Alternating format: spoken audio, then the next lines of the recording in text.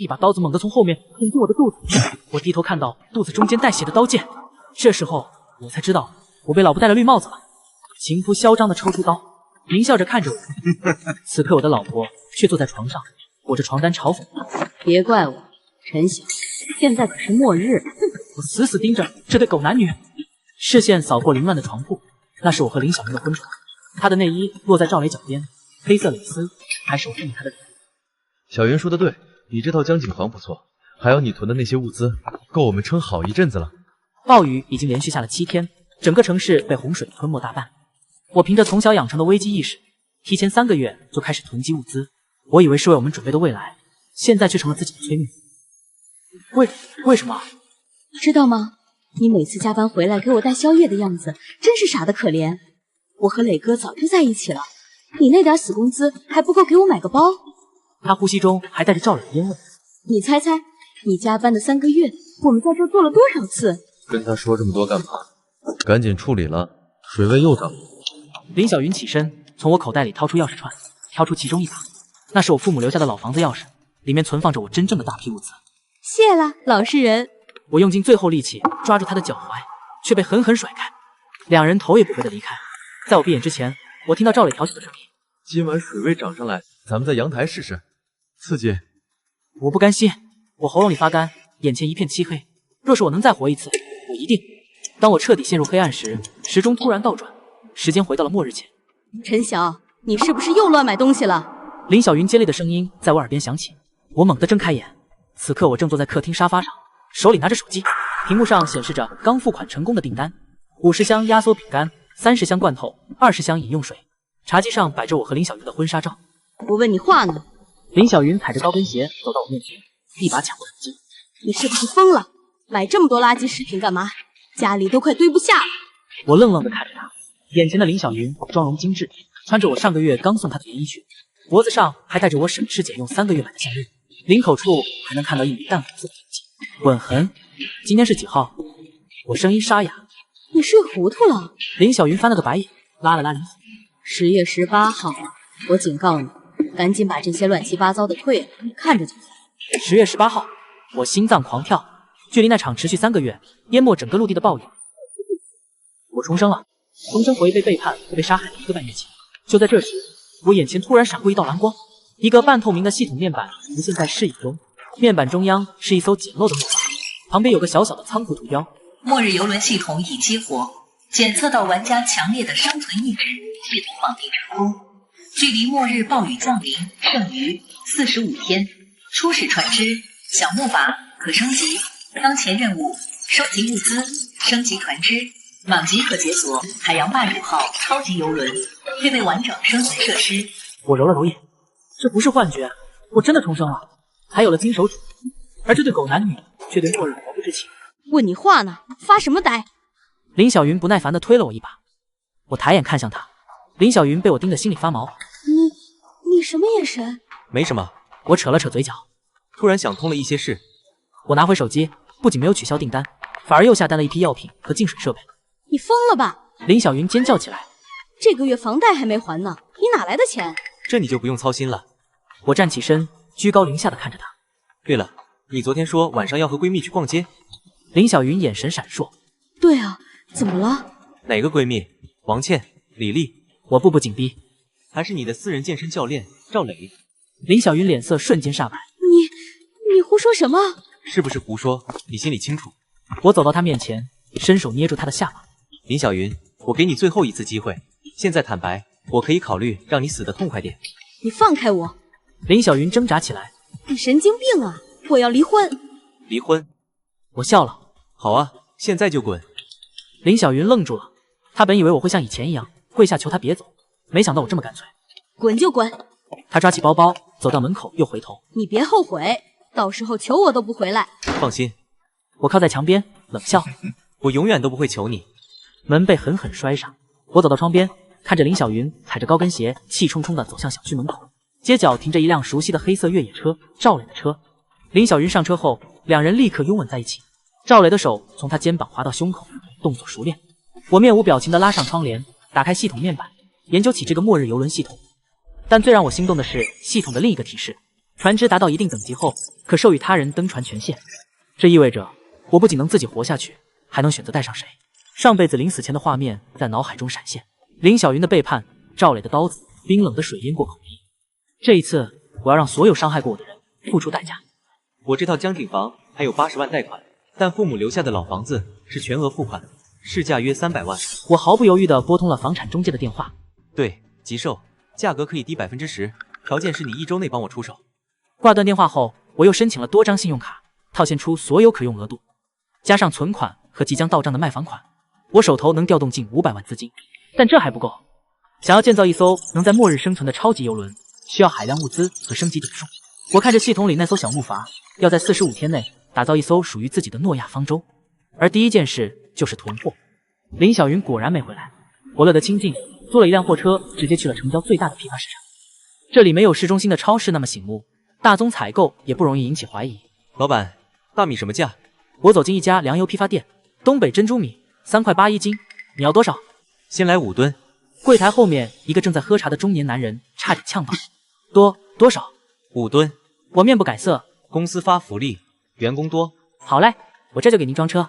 老板眼睛都亮了，送货到什么地方？不用送，我有车。我租的那辆厢式货车就停在市场外。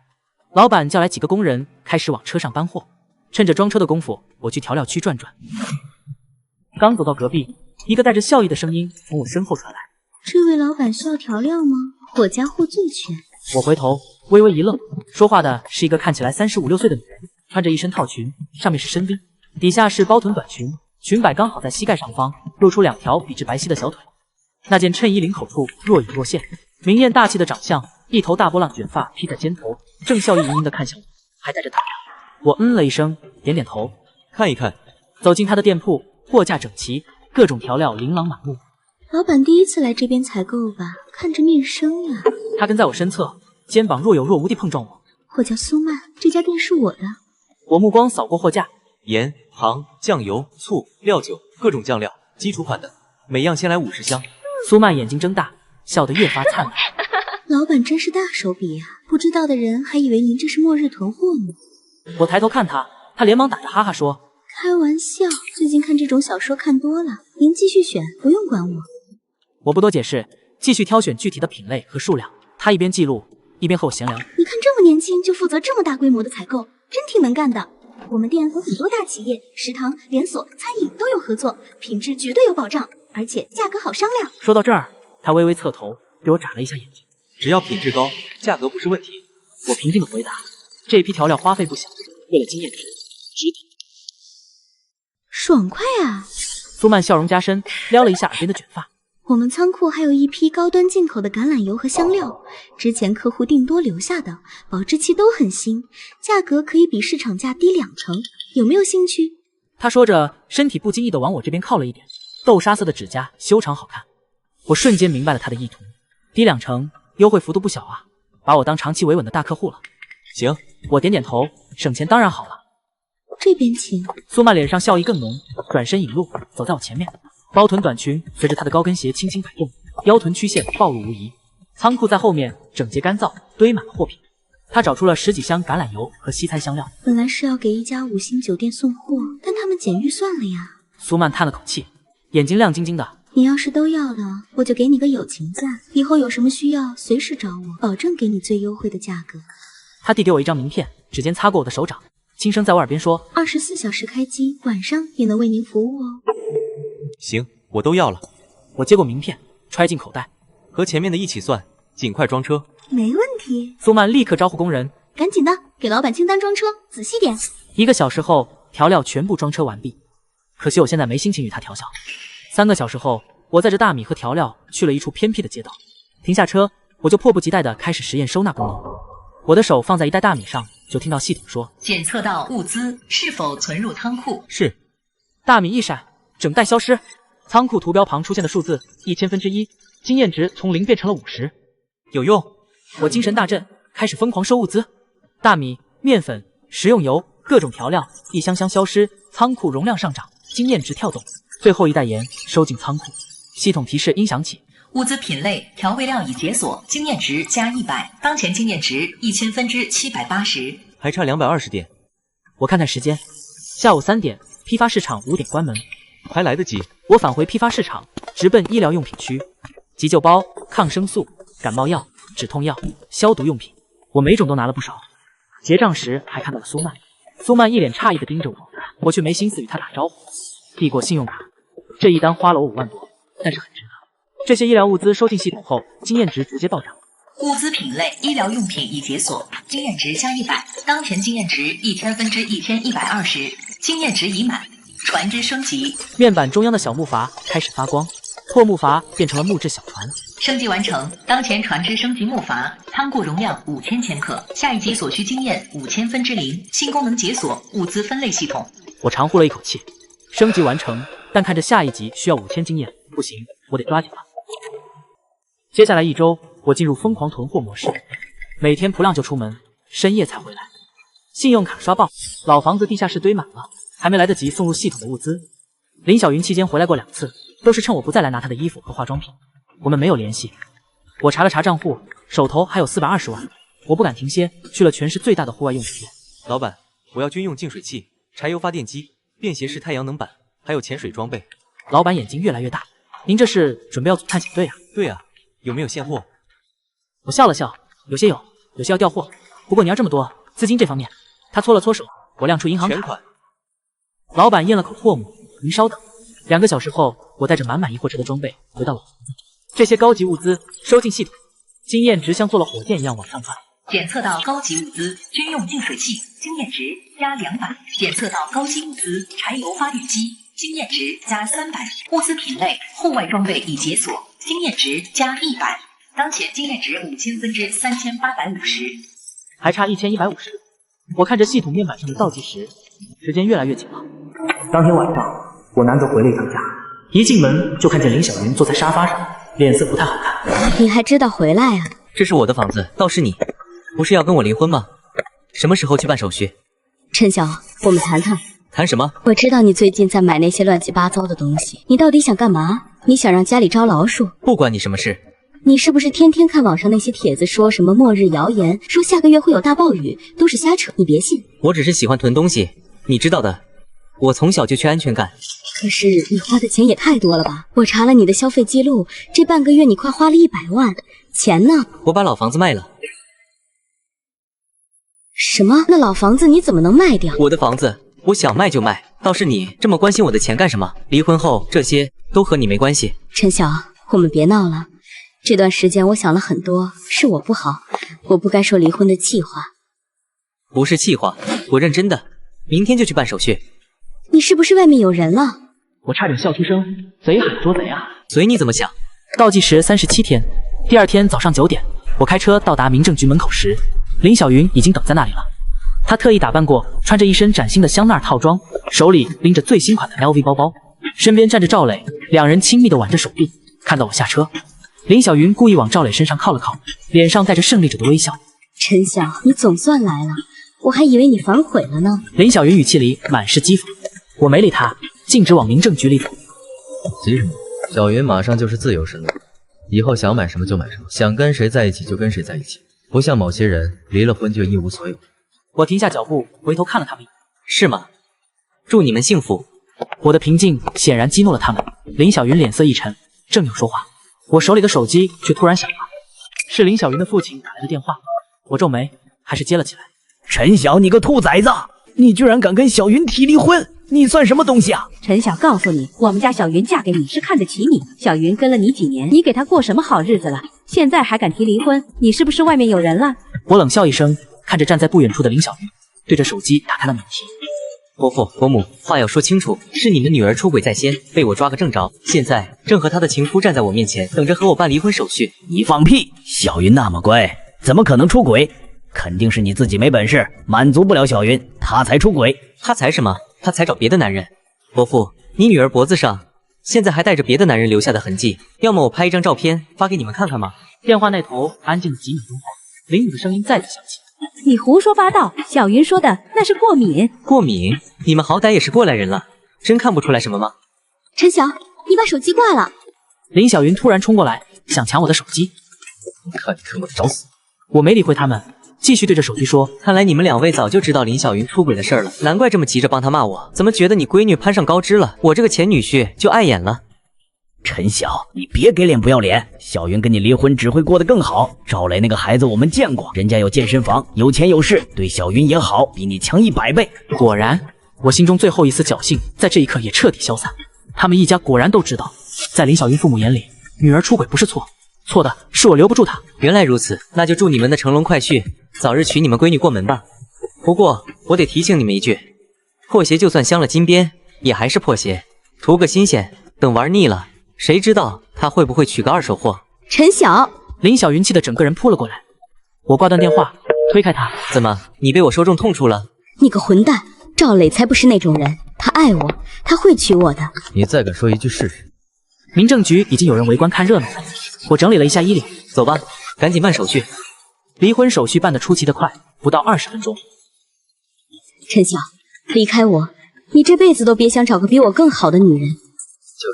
小云跟了我以后，吃香的喝辣的，住大房子开好车，你继续吃你的泡面去。说完了吗？说完我就走了。祝你们在以后的生活甜甜蜜蜜。我不再理会他们难看的脸色，转身走向自己的车。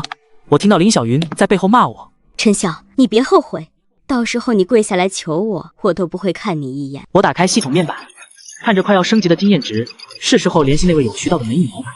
我需要更多的物资。你好，我是苏曼。苏老板，我是陈晓，在你那儿买过调料。陈老板，我存了你的号码，怎么样？货还满意吗？不错，我需要一批物资，量大，种类杂，你那边能接吗？能，当然能。你想要什么，尽管说，渠道多，就算暂时没货，我也能想办法给你调过来。好，我给你一份清单过去，报价合适的话，今天就能定。挂断电话，我将一份精心拟定的采购清单发了过去。清单上面包含着各种种类的食品、日用品、工具，还有一部分种子。之后，苏曼给了我回话，让我2个小时后去他店里进行交易。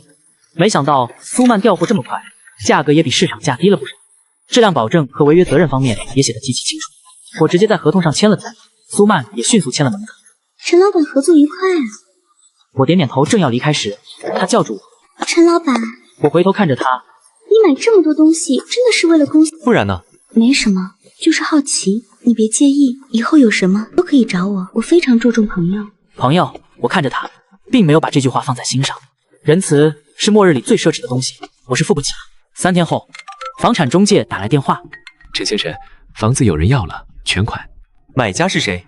我问。“是个姓赵的先生。”我冷笑一声：“赵磊，上辈子他们抢我的房子，这辈子居然想光明正大的买。”“行，你告诉他，我再降5个点，条件是3天内全款过户。”“真的，太好了。”中介激动地挂断电话。1天后，房产中介告诉我，姓赵的那位先生可以和我当即签合同。下午2点，门铃准时响起。透过猫眼看去，我看到林小云挽着赵磊的手臂站在门外，2个人打扮得光鲜亮丽。林小云还特意穿了我送她那条限量款连衣裙。我深吸一口气，打开房门。“陈晓，好久不见。”赵磊率先开口：“听说你要卖房，我们特地来看看。”“进来吧。”我侧身让开，2个人走进客厅。赵磊立刻摆出一副主人的姿态，四处打量。“这房子装修有点旧。”他挑剔地摸了摸墙壁，墙皮都开始脱落了。小云，你看我说的没错吧？陈晓这个人就是不会过日子。是啊，我早就说过让他重新装修，他就是不听。林小云小声附和。我看着他们拙劣的表演，心中冷笑。上辈子我就是被这对狗男女的表面功夫骗，以为赵磊只是个普通朋友，以为林小云只是爱慕虚荣。现在想来，他们早就勾搭在一起了。房子你们也看了，买还是不买？我打断他们的双簧。后面还有几个买家等着呢，我没时间陪你们。赵磊脸色一沉。陈晓，你这是什么态度？我可是诚心要买的。诚心？我轻笑一声。那就签合同，今天全款付清。林小云拉了拉赵磊的衣袖，小声说：“磊哥，咱们不是……”放心。赵磊拍了拍他的手，转头看向我。钱不是问题，不过我得先确认这房子里的东西都还在吗？我不知道他们说的是什么。如果打的是之前那批物资的主意，倒也有可能。上辈子我死后，他们靠着那笔物资活了下来，在我这房子里逍遥快活。这一次，我要让他们血本无归。我故作疑惑：“什么东西？这房子空很久了，早就清空了。”“不可能，你明明……”林小云脱口而出。他突然意识到说漏嘴了，连忙住口。赵磊瞪了他一眼，随即笑着打圆场：“小云说你以前爱囤东西，我还以为你会留一些东西在这里。哦，那些啊，我轻描淡写的说道。早就处理了。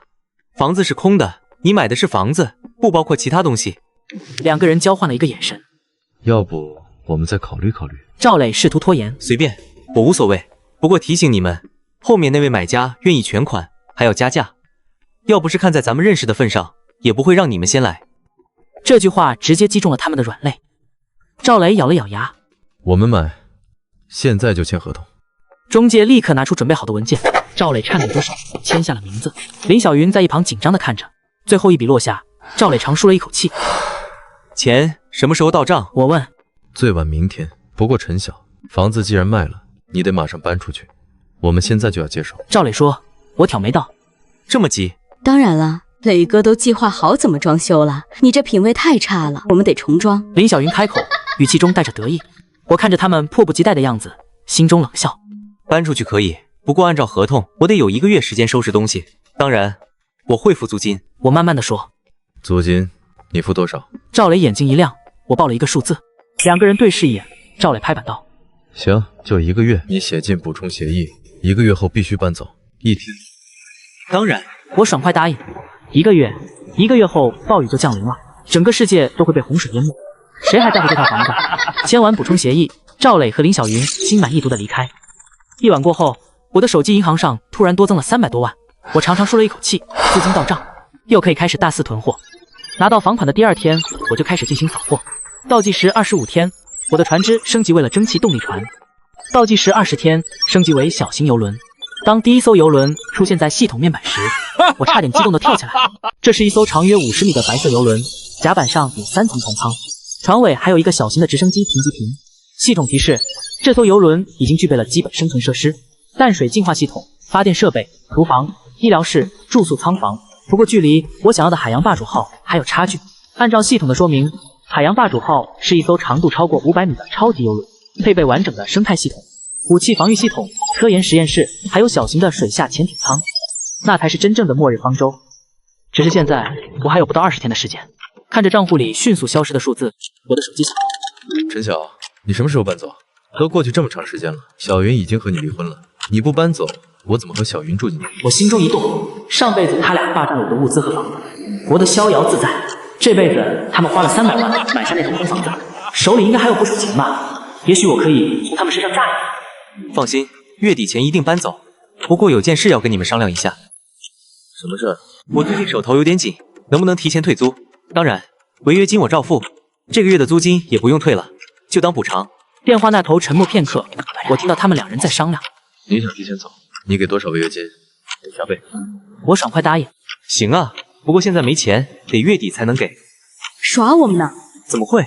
这样吧，我用别的东西抵押。我的那套限量的游戏机原价2万多，现在绝版了，市场价至少5万，是我去年好不容易抢到了收藏品。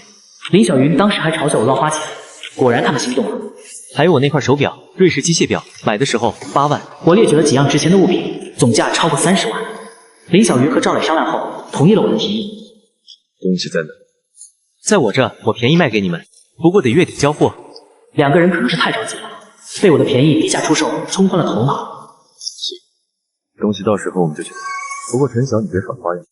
放心，这东西我留在房子里，你们随时来取。挂断电话，我看着到账的10万，勾起冷笑。这些东西确实值钱，不过我还有别的用处。我打开电脑，登录了几个2手交易平台，将这些收藏品全部挂了上去，标价比市场价低30%。不到半小时，咨询信息就爆了，挑了几个靠谱的买家，我进行了现金交易。这些东西被我卖了一遍。等我回到家时，口袋里又多了18万的现金。最后10天，我开始了最后一波冲刺。我的目标很明确，武器和能源。我通过灰色渠道搞了一批违禁品，几百发子弹、防弹背心，还有气枪，这些就花了将近20万。但在末日，它们比任何东西都珍贵。剩下的钱我全部用来购买燃油和蓄电池。汽油、柴油、煤油，只要能燃烧的液体燃料，统统买下。还搞了几台大功率柴油发电机和大量的备用零件。当把最后一批燃料收入仓库时，系统提示音响起，物资入库成功，获得经验值800，小型游轮升级成中型游轮。面板上的船只再次变大，现在变成了一艘长度100米的豪华游轮，船头还有小型观景台，距离海洋霸主还差最后一滴。而经验条显示还需要500点经验值。末日倒计时第3天，天气反常，持续升温达到了40摄氏度，大家躲在空调房里抱怨：这鬼天气都快入秋了，还这么热。只有我知道这场酷热正是末日暴雨的起源。我站在商场冷气充足的落地窗前，看着外面。先生，这些都要打包吗？专柜店员的声音将我拉回现实。我收回目光，看向柜台上堆成小山的物资：防水火柴、高强度尼龙绳、多功能刀具、刀，全包起来。我递出信用卡。之后的2天，我穿梭在城市的各个角落。回到家中，我打开系统面板，不行，还是不够。我摸索着下巴，目光落在没有储存上限的系统仓库。列表上还有什么类型是我没试过的？我陷入沉思。突然看到窗台上我养着的一株小番茄苗。这1个半月来，除了疯狂采购，我把所有空闲时间都用来学习种植。从最初连多肉都能养死，到现在窗台上已经摆满了各种蔬菜苗，生菜、小黄瓜、樱桃萝卜，每一株都长势喜人。要不试试这个？我将系统页面调出，尝试将小番茄连同陶土花盆一起收进系统。系统提示音欢快地响起：恭喜解锁新品类活体植物，经验值增加50点。我惊奇地睁大眼睛，连忙将其他盆栽也收进系统。每收入1盆，经验值就跳动1次。当最后1盆生菜从窗台上消失，我的系统界面突然迸出耀眼的金光。当最后1包种子装进我的货车后，我长舒了一口气。接下来只要把货车开走，找个没人的地方收进仓库就好了。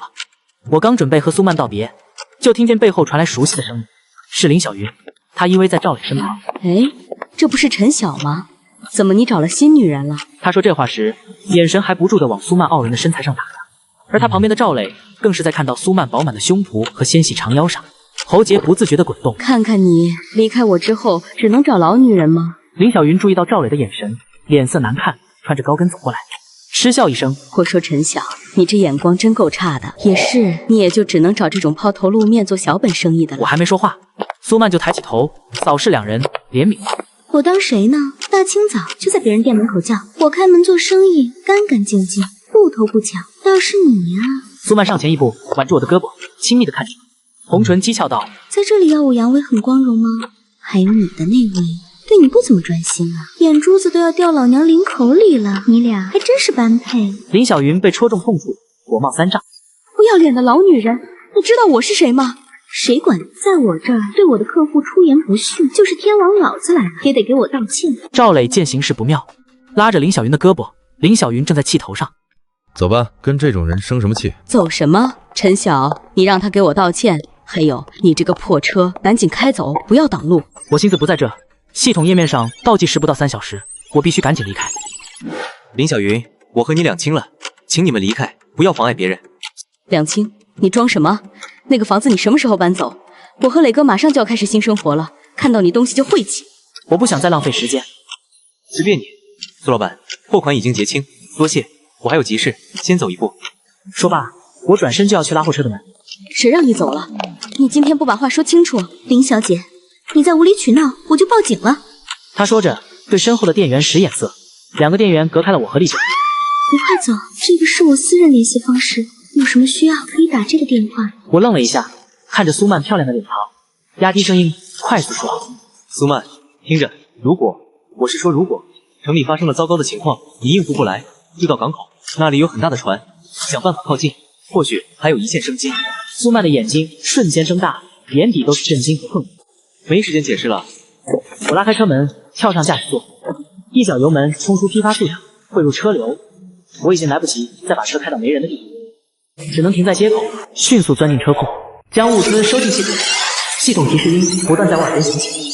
最后1包种子刚收进仓库，眼前就闪出一道炫目金光，物资入库成功，经验值增加20点，船只系统已升级。恭喜玩家获得海洋霸主豪华游轮。听到系统提示音，我的心脏开始咆哮成功了。眼前系统界面上，一艘巨大的游轮缓缓旋转，它的船身泛着幽蓝色的光芒，船体吃水线以上部分覆盖着层层叠叠的复合甲板，最前面还有一个指挥车，中段隆起数个巨大的透明温室区，甚至能看到葱郁绿色和彩虹，还有10座垂直轴风力发电机和2个卫星接收器。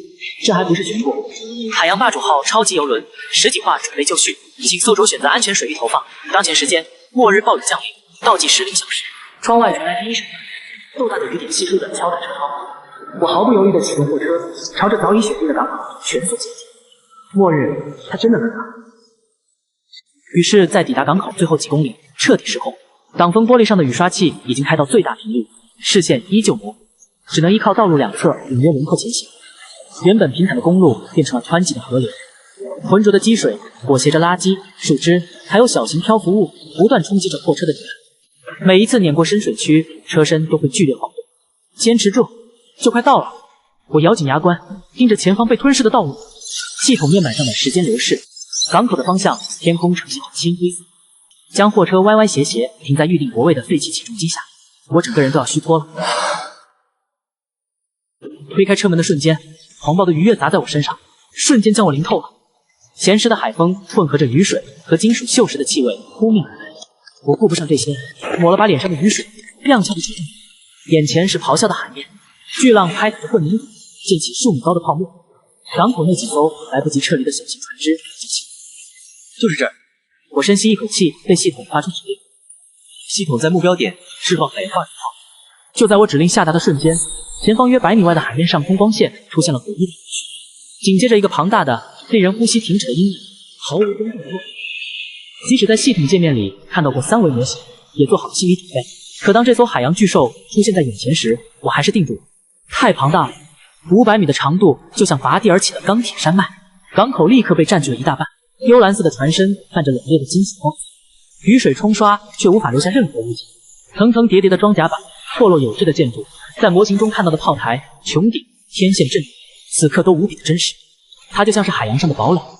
一道隐蔽的舷梯从靠近码头的一侧无声滑出，精准地搭在码头边缘。我没有犹豫，顶着狂风暴雨，拼尽全力冲了上去。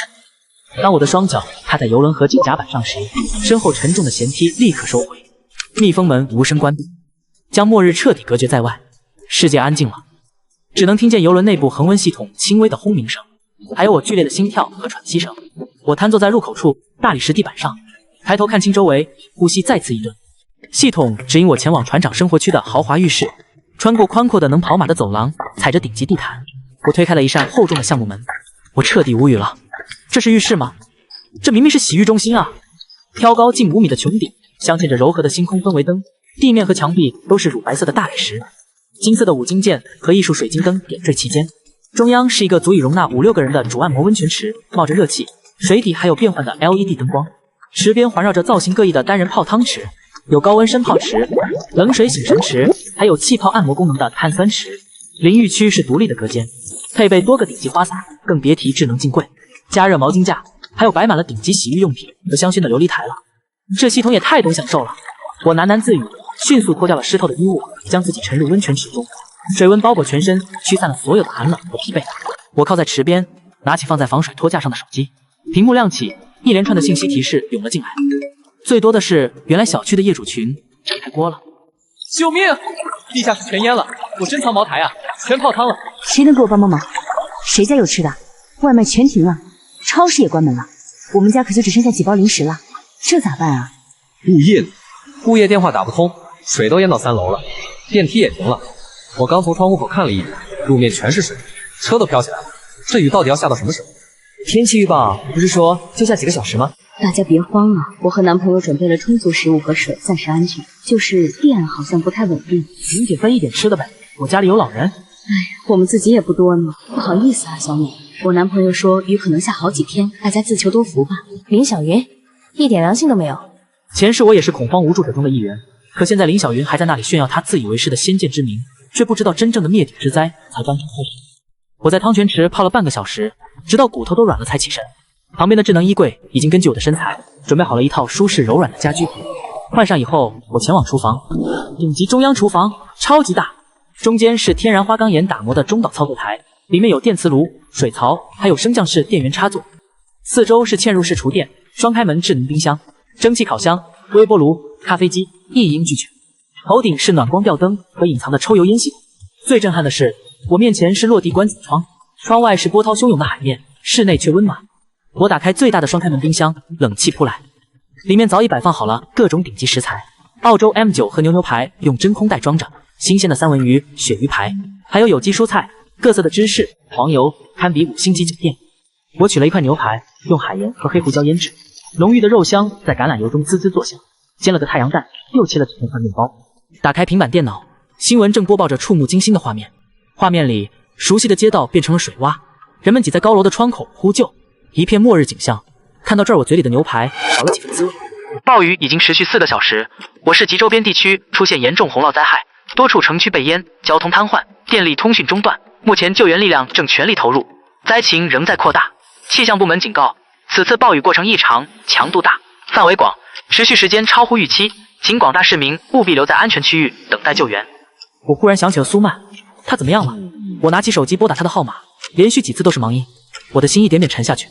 就在我收拾好餐具，准备熟悉游轮时，刺耳的系统警报声响起。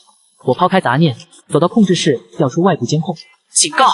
检测到小型救生艇靠近，距离150米，生命体征7人，检测到异常声波频率和肢体冲突迹象，危险判定低，存在紧急状况。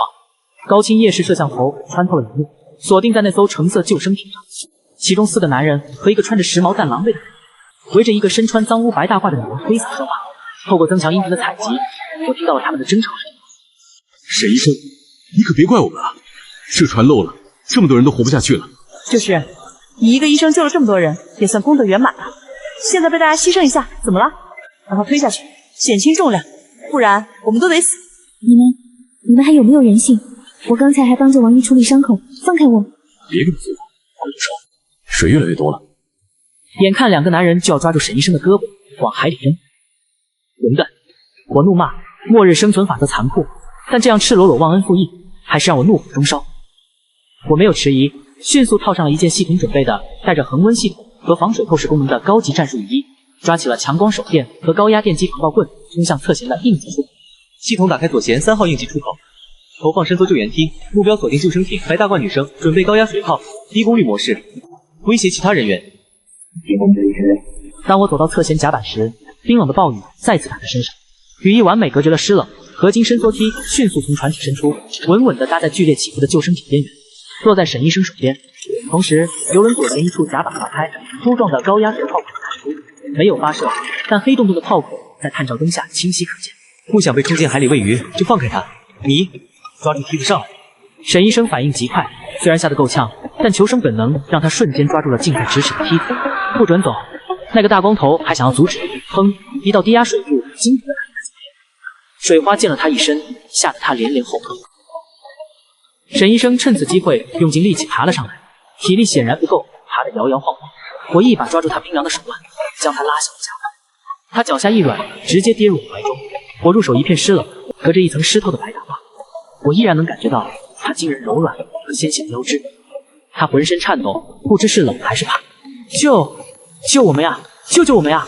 我瞥了他们一眼，扶着沈医生，对着他们说：“救生艇我会固定在这附近，你们能否活下去，看你们造化了。”说完，我不再理会下面的哀嚎，揽着几乎虚脱的沈医生转身走回船舱。应急门在身后关闭，回到温暖的舱内，沈医生再也撑不住，眼睛一闭，晕了过去。我抱着他来到医务室，他的白大褂又湿又脏，紧贴在身上，轻轻地勾勒出他起伏傲人的胸，盈盈一握的腰肢和笔直修长的腿，湿漉漉的黑发贴在精致的脸蛋上，长长的睫毛微微颤动。我定了定神，从医疗柜里找出干净的病号服，深吸一口气。救人要紧，我可是正人君子。目不斜视，替他换下了湿冷的衣物。看着惊人的身体曲线，我心跳漏了几拍。这和苏曼的身材有一拼了。换好衣服，我将他安置在医疗床上，盖好被子。过了一会儿，沈医生醒来了，先是迷茫，随即想起了什么，猛地坐起来，抓着被子缩到床角，惊恐地盯着我。你别怕，我站在远处。你安全了，这里是我的船，你刚才在救生艇晕倒了，我帮你换了干衣服。我是陈晓，我是这里的，我是船长。他打量着我，看着周围明亮的医疗环境，眼中的恐惧褪去，难以置信地盯着我。谢谢你啊，我叫沈冰清，是市里医院的急诊科医生。你好，沈医生。我点点头。你透支太严重了，要休息，而且现在我没办法把你送回去。沈冰清咬了咬下唇，我看着他的模样，叹了口气。你再好好休息吧，恢复体力。我给你拿点吃的过来，船上有医疗舱和药品储备，需要专业人士管理。等你好了再说。我煮了一碗热汤面给他，特地用土鸡熬汤做底，配上爽滑的手工面和几根翠绿的小青菜。他坐在医疗室的床上，小口小口吃着。病号服穿在他身上，空空荡荡吃，马步对领口开得有些低。他每次低头吃面，稍微动作大些，衣领便会不经意地滑向一侧，露出一截锁骨和白皙的弧度。我坐在对面的椅子上，如坐针毡。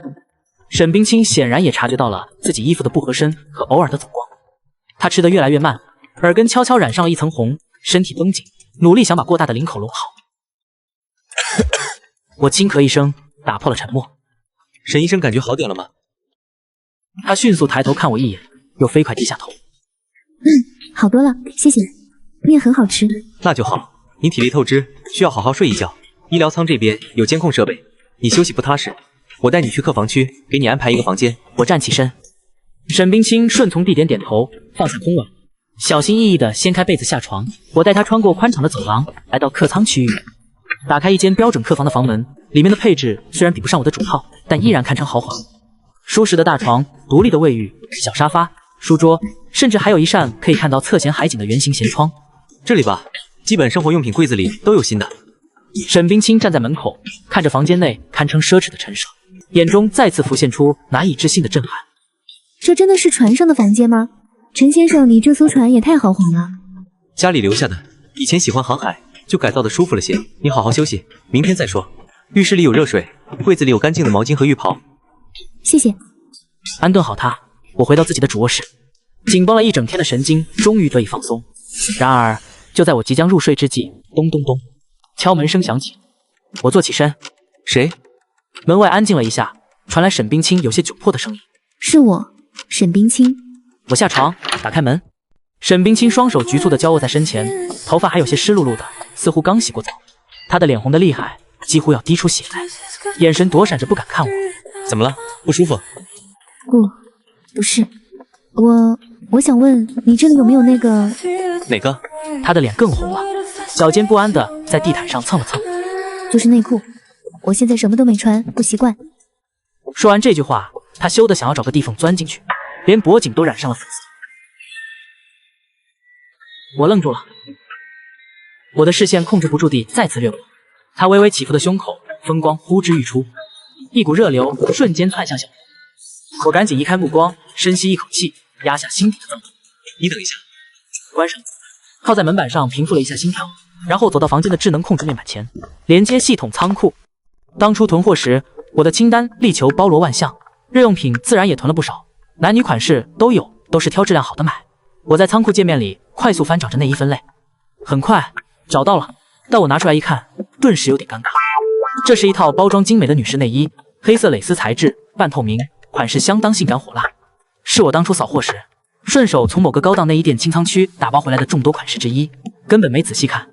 现在手头只有这个了，其他更常规的款式放在更深的储物区，一时半会儿不好找。我拿着那个轻薄的几乎没什么重量的黑色小物件，硬着头皮再次打开门。那个，我只找到了这个，其他的暂时没找到，你先将就一下。沈冰清的目光落在我手中那抹黑色上，当他看清那是什么款式时，整个人瞬间失误。他猛地抬起头，瞪大眼睛看着我。你，沈医生，非常时期，将就一下嘛？还是说你比较喜欢真空？陈晓，你流氓！他骂完，转身几乎是落荒而逃，冲回了自己的客房。砰！第一声关上了门。看着紧闭的客房门，我摸了摸鼻子，回到房间，重新躺回床上。刚才那香艳刺激的一幕却在脑海里挥之不去，则只能认命地爬起来，走到房间的小吧台，给自己倒了一大杯冰水。醒来时头有些昏沉，我看了一眼窗外，暴雨依旧没有丝毫减弱的迹象，天好像真的漏了。我起身洗漱，换上了一身干练的作战服，决定先去控制室看看情况。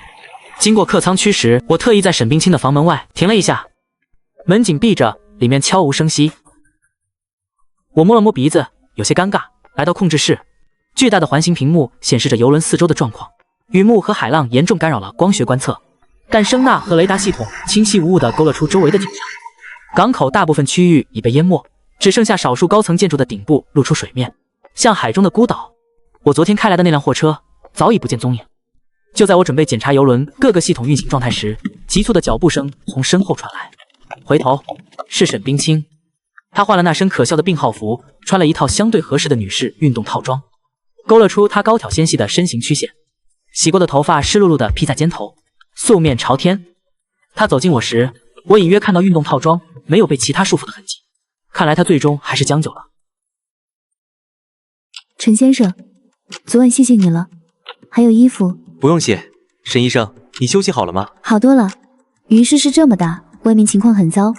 陈先生，我们现在的位置是原港口区外围相对开阔的水域，暂时很安全，但我们需要规划下一步的航行路线，找更稳定的资源，更丰富的长期锚点。沈冰清看着屏幕上的搜索图与汪洋中的游轮图标，沉默了片刻。陈先生，你似乎对这场灾难多有准备。算是吧，听说过一些极端气候的预测，做了一些力所能及的安排。这个解释很牵强，但现在也只能如此了。沈冰清没有再追问，聪明地转移了话题。我能帮上什么忙吗？比如整理船上物资，协助你监测海上情况。如果还有别的幸存者，我可以帮忙。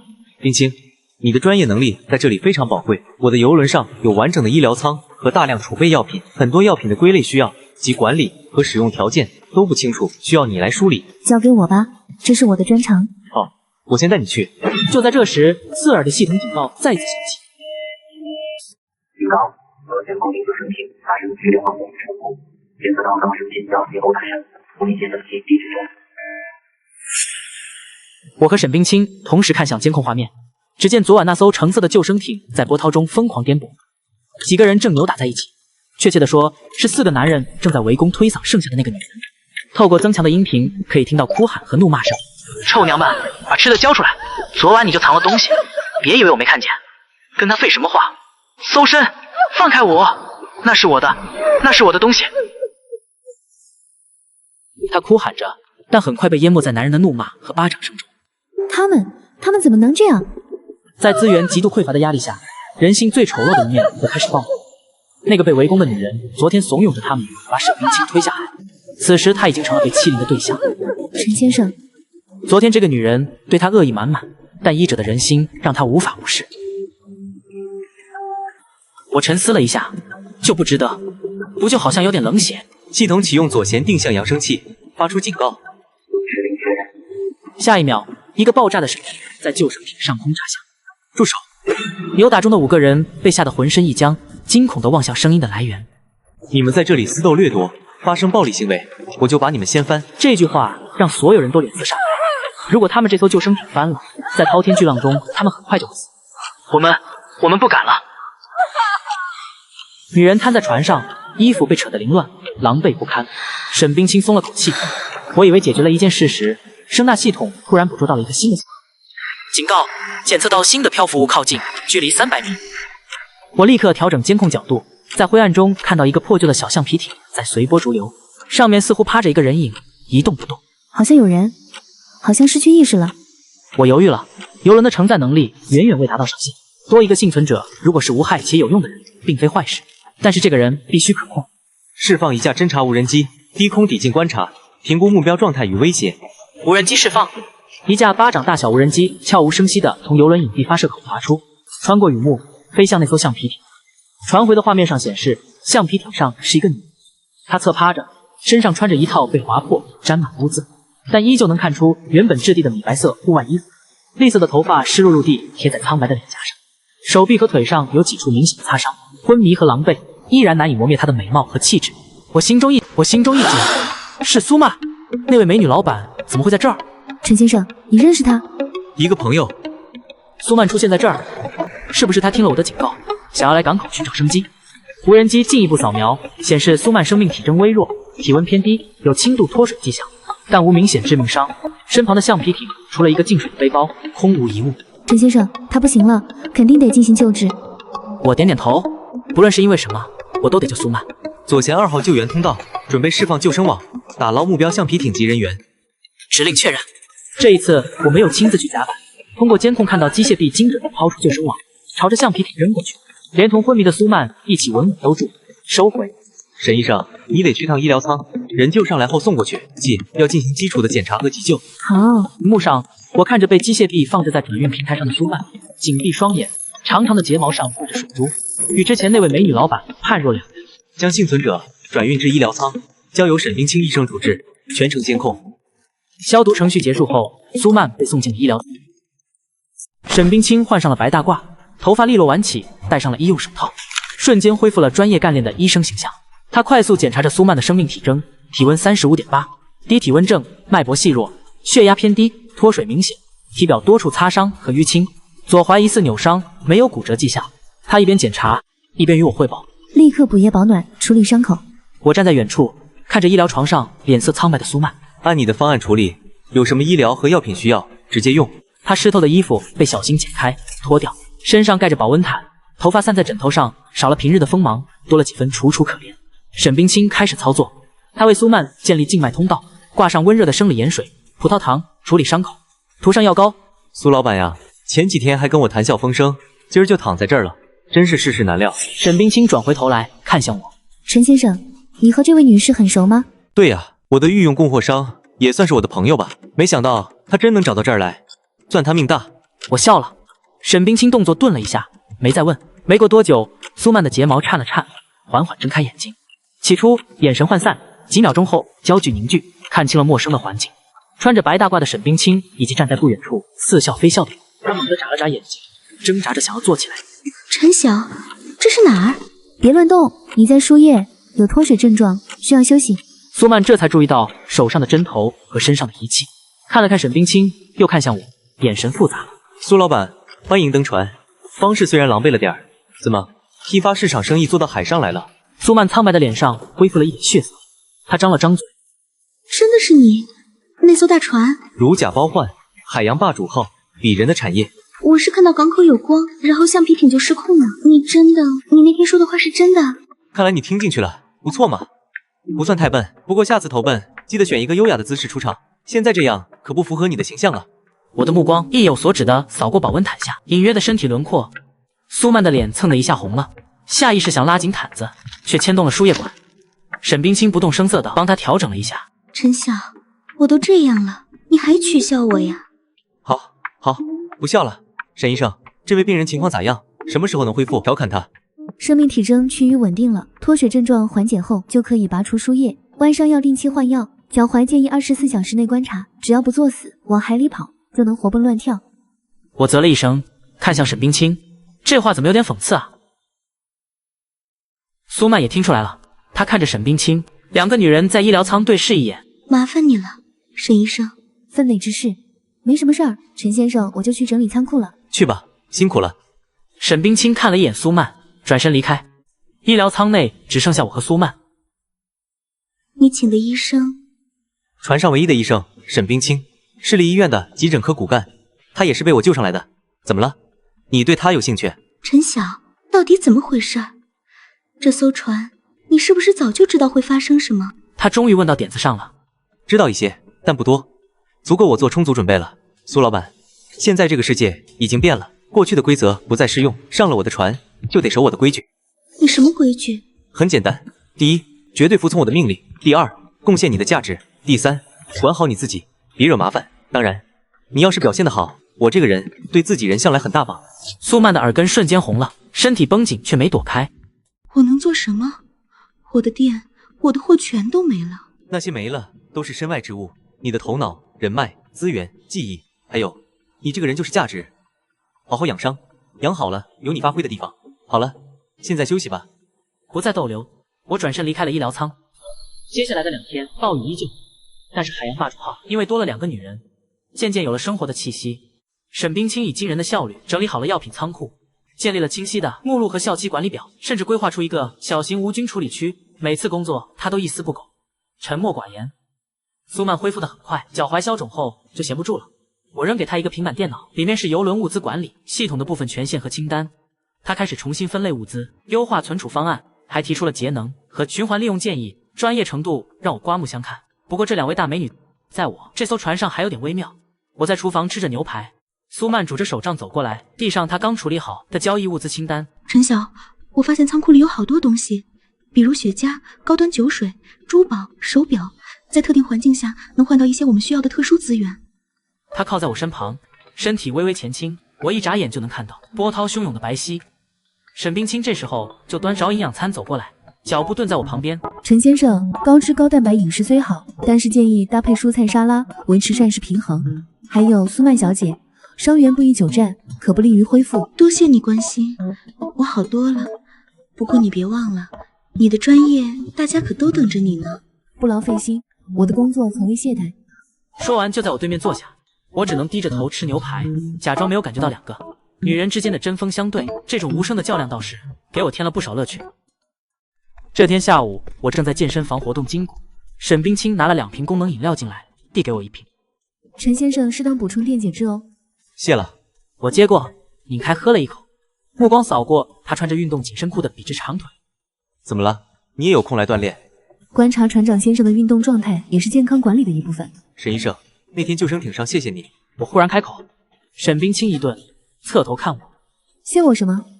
谢谢你，还愿意对那个想害你的女人保留医者的人心。沈冰清沉默了几秒，又看向我。我是医生，在疾病和死亡面前，个人恩怨不重要。而且我知道，你其实没打算真的不管吧？哈哈，被你看穿了。我笑了。你就是嘴硬。沈冰清轻声说道。我坏笑着凑近他。那沈医生觉得我哪里不硬？沈冰清的脸蹭红了，瞪了我一眼，加快了跑步机的速度，不再理会我。我们在游轮上的日子过得很轻松。从健身房出来，我突然想起了什么，调出了老房子的监控画面。上辈子我在家里安装了几个隐藏摄像头，本来是防贼用的，后来就忘了拆，不知道现在还能不能看到。经过一番调试，画面居然真的出现了。虽然信号有些不稳定，但清楚地看到屋内的情景。林小云和赵磊坐在我曾经的客厅里，监控画面中，林小云和赵磊围坐在餐桌旁，桌上摆着几盘菜，2个人的脸色都不太好。林小云烦躁地推开面前的餐盘，这雨到底要下到什么时候啊？我天天吃这些都要吐了。赵磊扒着米饭，现在外面都是水，你忍着点吧，想买新鲜的肯定买不到。都怪你！林小云突然爆发，非要买这套破房子。好了，现在我们都困到这儿出不去了。怪我。赵磊也火了。当初是谁说这套房子位置好，还有陈小屯的物资够我们过好日子，现在倒怪起我来了。物资呢？你不是说陈晓在这里囤了很多东西吗？怎么都没了？林小云尖声质问道。赵磊语塞，他们当然找不到那些物资，因为早就被我转移了。看着2人争吵，我心中冷笑，这才几天就吵起来了，好戏还在后头。好了好了，别吵。赵磊最终软下语气，等雨小一点，我出去看看。听说有一些人在组织救援，说不定能搞到点好东西。真的？林小云眼睛一亮。当然。赵磊搂住他，声说：“等这场雨过去，咱们就把房子重新封锁，然后结婚，过好日子。”林小云靠在他怀里，脸上露出笑容，但笑容很快凝固，因为他看到窗外的水已经蒸发了。而我们这套房子在15。磊哥，水又涨了。他声音颤抖。赵磊走到床边，脸色也变得难看。这雨怎么还不停？2人开始手忙脚乱地把贵重物品往楼上搬。我关掉监控，心中平静的毫无波澜，让他们慢慢搬呗。等水位涨到13楼、14楼，看他们能往哪搬。在看什么？苏曼不知什么时候走了进来。看戏。我把监控画面调给他看。苏曼看了一会儿，忍不住笑起来。那对男女啊，活该。很讨厌他们啊。我随意地问道。他看着我，坐在我旁边，认真道：“你讨厌的人，我当然也讨厌了。那天你走之后，我问了认识他们的人，这个赵磊根本不是什么好人，就是个混混，靠着一些见不得光的手段挣钱。他那个健身房也不过是空壳子。还有林小云。”苏曼看了我一眼，我耸了耸肩：“我和他早就离婚了，无所谓，你说吧。”你这个前妻更是个绿茶，专门勾搭有钱人。我就奇怪你怎么会娶她呢？我苦笑一声：“年轻，眼睛瞎呗。”现在呢？眼睛治好了？治好了，而且看得更清楚了。苏曼笑了，笑容在控制室里格外动人。警告：一艘改装渔船正在靠近，速度很快，威胁等级低至中。我当即调出外部监控。暴雨中，一艘约15米长的渔船正朝着我驶。船体经过加固，甲板上能看到几个人影，手里似乎拿着武器。进入戒备状态，系统。苏曼，你带着沈冰清准备防御，留在安全区域里，不要出来。渔船停在我们游轮侧方约50米处，一个莽撞的男人站在船头，拿着扩音器。喂，游轮上的人听着，我们是水上救援队，现在需要征用你们的船只，用来救援被困群众，请立即配合救援队。我冷笑，骗鬼呢？看这架势，明明是要来抢游轮的。系统扫描对方船只。扫描完成，目标船只携带武器，猎枪3支，砍刀5把，自制燃烧瓶若干，人员8人，生命体征正常。果然不是好人。这里是海洋霸主号私人游轮。我通过扩音器回应：我们没有义务被征用，请立即离开，否则将采取防御措施。私人游轮？对方大笑。现在都什么时候了，你还私人？我告诉你，现在是紧急状态，所有资源都要统一调配。你们要么乖乖配合，要么……他话音未落，渔船突然加速，直冲我们而来。找死！启动左侧高压水炮，射击指令下达。游轮左侧船身打开一个缺口，一根粗大的炮管伸出，下一秒，一道高压水柱激射而出，精准地打在渔船前方10米，激起数米高的水花。渔船紧急转向，差点翻船。他们真有武器！对面传来惊叫声。最后一次警告，我说离开，或者直接把你们清翻。渔船上的人显然被震慑住了，犹豫片刻，最终调转船头。警报声解除，苏曼和沈冰清同时冲进来。他们可能还会回来。苏曼说：“看他们的装备，不是普通的幸存者，是有组织的强盗。”我也有同感。沈冰清皱着眉头：“这末日才刚刚开始几天呀，就有人拉帮结派。以后这种人只会更多，他们来就来呗，来一个灭一个，来一群灭一群。”接下来3天，暴雨没有丝毫减弱的迹象，水位持续上涨，淹没了大部分10层以下的建筑。我们的游轮远离城市，停泊在相对安全的外海区域。我站在游轮明亮的厨房里，中岛操作台上摆着各式厨具，平底锅里煎着澳洲和牛排，熟练地翻了个面，扫一眼旁边的蒸锅，龙虾尾渐渐变红。这种天气还是需要一杯冰饮。沈冰清站在我旁边，打开双开门冰箱，取出提前冰镇好的芒果和椰子水。沈医生，你不是说让我少喝冰的吗？特殊情况，特殊对待。沈冰清抓起破壁机，很快一杯金黄诱人的芒果冰沙就做好了。我接过，端着餐盘，走到控制台前，调出老房子的监控画面。屏幕亮起的瞬间，我忍不住轻笑出声。画面里，赵磊对着敞开的冰箱唉声叹气。原本塞满高级食材的冷藏室，现在一片狼藉。化开的血水从变质的牛排和三文鱼中渗出，把整个冰箱弄得一团糟。他只能可惜地把高级食材扔进垃圾桶。早就说过了，该买点罐头和自热锅。他埋怨地瞪着林小云。现在好了，这些高级货全完了。林小云对着镜面橱柜整理头发，闻言立刻反击。当初是谁说喜欢精致的生活，看不起陈晓那种万事都要讲究的样子？他模仿着赵磊的语气。买那些便宜货都掉价，我们要活得有品位，这不是你说的吗？赵磊被噎得说不出话，小声嘟囔着。起码他囤的方便面不会2天没冷藏就坏了。他要是在，咱们不会饿肚子吧？林小云猛地转身，眼睛瞪得老大，他的眉甲指着赵磊。你居然说这种话，那我当初我不和他离婚就好了。我切开一看牛排，监控里这俩人吵得不可开交。暴雨已经将供水系统污染了，他们现在水龙头流出来的水都十分浑浊。而我的游轮上净水系统平稳运行，过滤后的纯净水输送到每一个水龙头。我轻晃着手中的芒果冰沙，不是每个人都有我这么好的情调。接下来的日子，我带着沈冰清和苏曼一边享受生活，一边时不时的看监控画面，手里拿着一包变形的红烧牛肉面。这是我去年藏的备用品啊！我喃喃自语。赵磊捧着他以前鄙夷的廉价垃圾食品视若珍宝，他小心地撕开包装，一口咬着干硬的面饼。林小云蹭过来：“磊哥，给我吃点儿。”他眼巴巴地盯着你。赵磊转过身：“你再找找吧，里面说不定还有呢。”3分钟，赵磊把方便面吃的连渣子都不剩。他看着饿得脚步虚浮的林小云：“对了，你那个前夫，你有没有他的消息？”“什么？”林小云抬眼：“找他干嘛？”“他肯定有囤货，找到他咱们有吃的了。”赵磊晃动着林小云：“你之前不是说在他手机里安过定位器吗？现在就找。”林小云拍了拍脑袋：“对哦，肯定能找到他，到时候那些吃的还不是我的吗？”我看着两人贪婪的目光，冷笑：“还不死心？整个城市都变成了汪洋，就算是他们知道我的位置，也不可能穿过这片红浪。”过了一夜，我捧着牛奶看着监控画面里的动静，没想到他们俩还挺执着。2个人用塑料箱子和瓶子，加上林小云的名牌包和衣服，竟然打造了一个破破烂烂的木筏，只是看起来随时都会散架。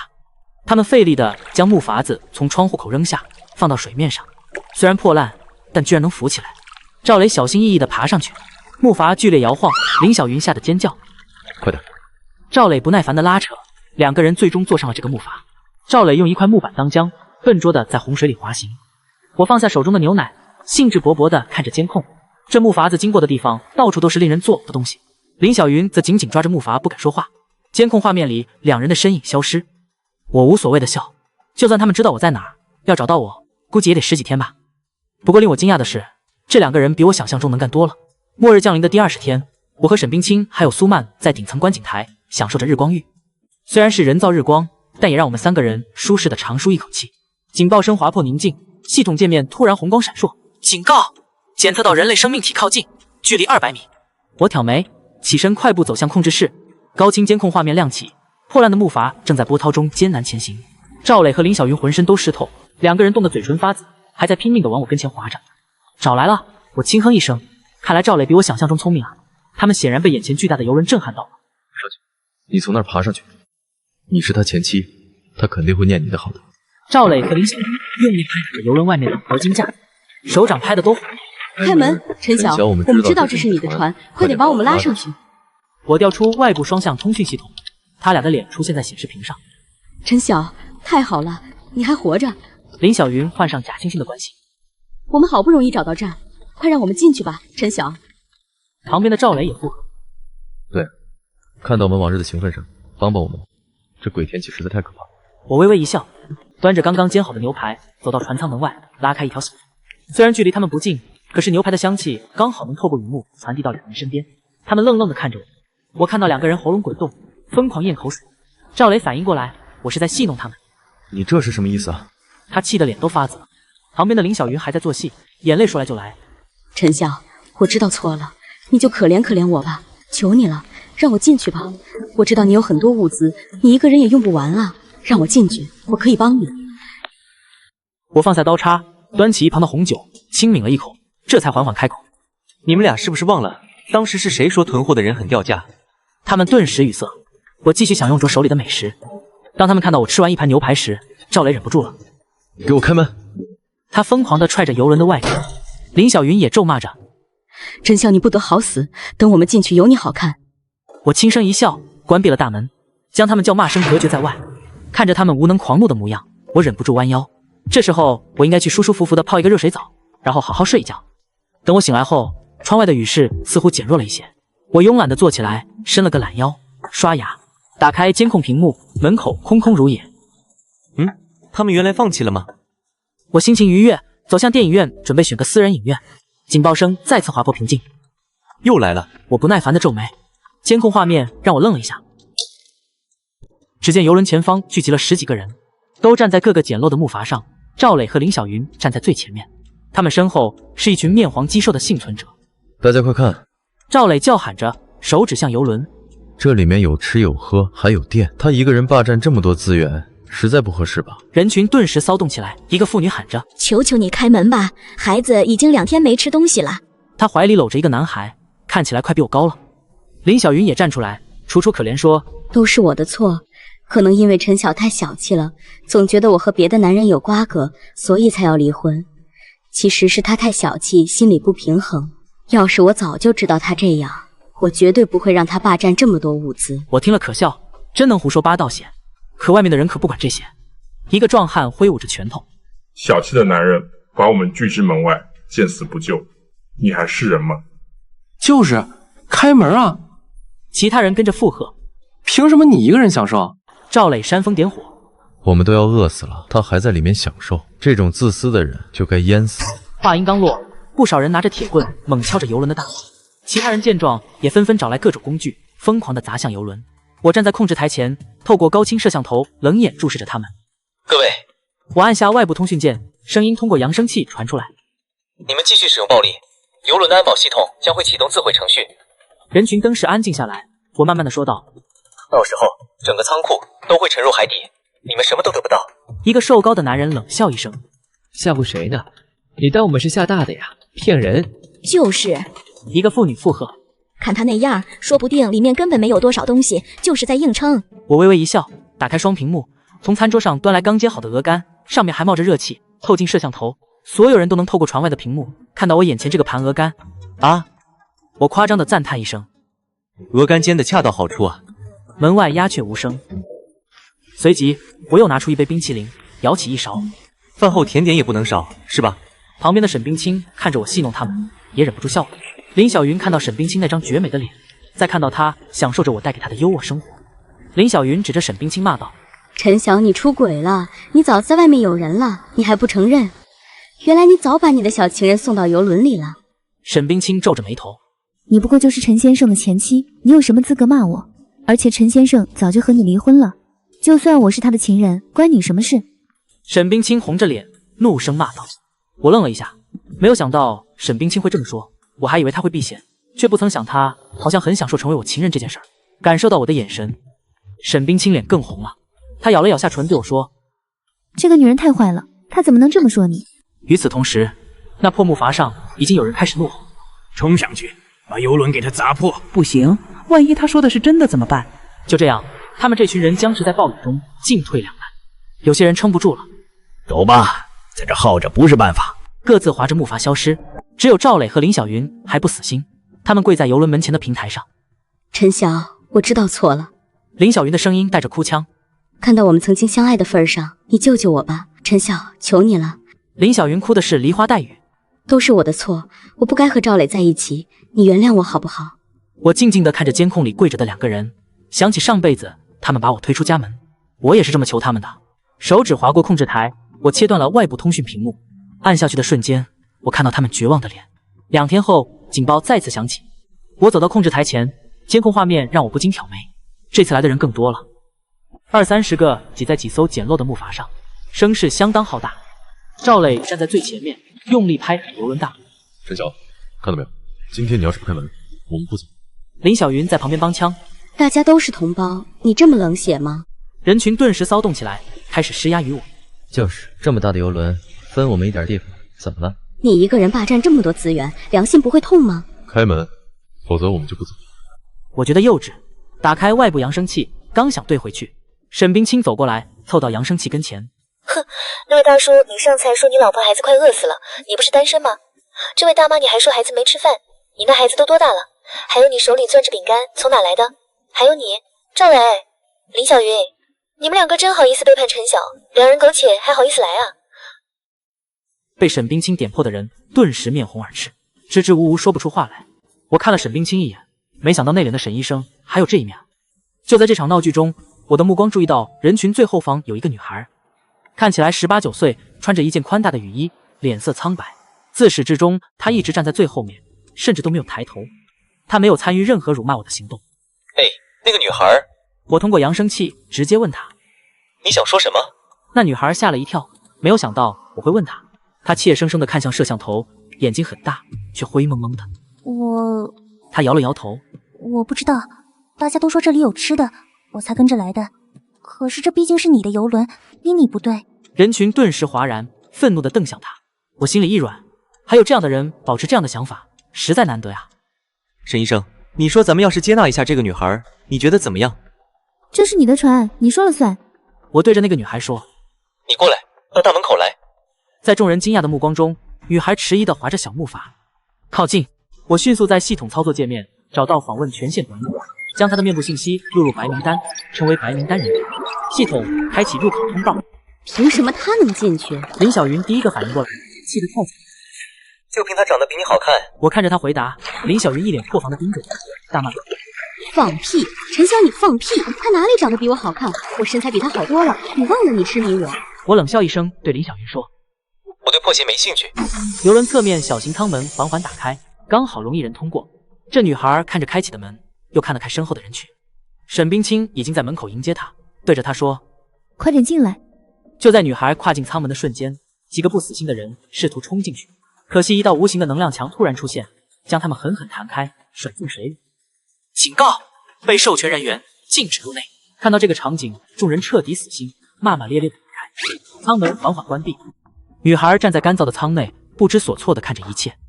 欢迎来到海洋霸主号，先去洗个热水澡吧。由沈医生带着你，沈医生帮他找一件合适的衣服。我透过监控看到女孩无助地看着沈冰清，她轻声说：“谢谢你。”沈冰清摸了摸她的头发：“你不该谢我，而是应该谢谢船长。先去洗澡吧，我待会儿带着你去见他。”女孩洗了澡之后来到客厅，我看着她，问她名字：“你叫什么名字？”女孩说：“我叫小朵。”行，小朵，你想吃点什么？小朵有些局促：“我不知道，我随便吃一点就可以了。”沈冰清已经把煎好的牛排送过来，还给她熬了一碗小米粥。你刚上来胃不太好，先喝点小米粥垫垫肚子。小朵看着我，又看看沈冰清，站起身来，特意郑重地感谢我。多谢你，船长。不用那么客气。小朵在游轮上彻底安顿下来。每天我们3个人一起在餐厅用餐，小朵每次吃的都小心翼翼。哥哥，我以后可以叫你哥哥吗？她抬起头，脸颊微红。我点头，当然可以了。这小萝莉对我亲近了不少。每天都有新的幸存者靠近游轮，有的真诚求助，有的不怀好意。我和苏曼还有沈冰清商量后，决定制定了一套严格的筛选标准：老人、孩子、妇女优先，有专业技能的人优先，没有携带武器、没有犯罪记录的人优先。3天时间内，我们接受了10多名幸存者，游轮一下子热闹起来。好消息是，新加入的人中有几个很有价值，有一名退休的老船长，熟悉海上航行，还有一名电工，能协助维护电力系统，还有几名护士补充了医疗力量。第4天早上，一个意想不到的人出现了。早上7点，我正在吃早餐，电工王猛匆匆走了进来。船长发现了一艘救生艇，上面只有1个人，是个女的。她说要见你。见我？我皱眉。什么人啊？她说她叫沈梦瑶，是沈氏集团的千金，还说她认识你。王猛挠了挠头。沈梦瑶，我愣住了，这名字我有印象。大学时候她是校花，家境优渥，追求者无数。我是个普通学生，和她有过几次接触，但不熟悉。毕业后没再联系。听说她接手了家族企业，成了商界女强人。她怎么会来这儿？而且还专门来找我。你先把她带上来。我说。10分钟后，我在会客室见到了沈梦瑶。虽然身处末日，她浑身都湿透了，却依然难掩惊人的美貌。高档的白色连衣裙贴在身上，勾勒出完美的曲线，长发披散，水珠在精致的脸上滑落。赤着脚，脚踝上还有一串精致的水晶链子。陈晓，好久不见。她苦笑一声。沈梦瑶，你怎么会在这儿？我的游艇遇险了。她叹了口气。船员都死了，只有我逃了出来。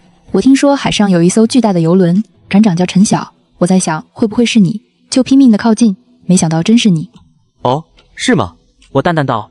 美丽的玫瑰都带刺，这白富美找我，我心生警惕。沈梦瑶看着我不为所动，她捏了捏拳头说道：我知道哪些人可以拉拢，也知道哪里有大量的储备物资，我也知道你的敌人是谁。这话倒是吸引了我的注意。我看向他。